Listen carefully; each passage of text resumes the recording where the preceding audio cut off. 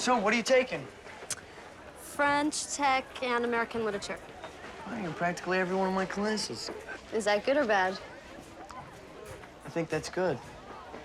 I think that's very good. Listen, just one word of caution. Don't be too put off if the kids here are a little more competitive than you used to. I'll keep that in mind. Je voyais tous les décors dont un esprit ils entouraient.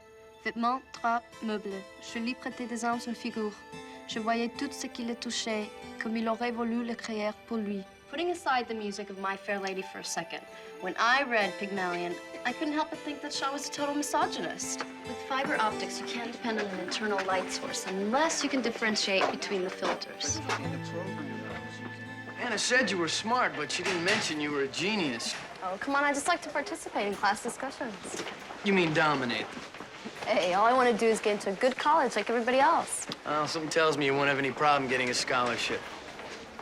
So what are you saying? A Hispanic can't get into a top college without some kind of special assistance?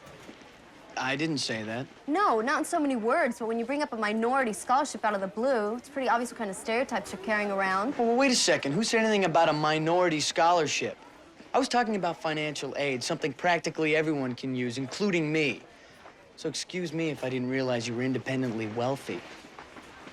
Brandon... You know, I've gone out of my way to make this place a little less strange, and you bite my head off. You want to be alone, why don't you just say so? It's not that. Well, then what's going on here, Carla? It's just very complicated.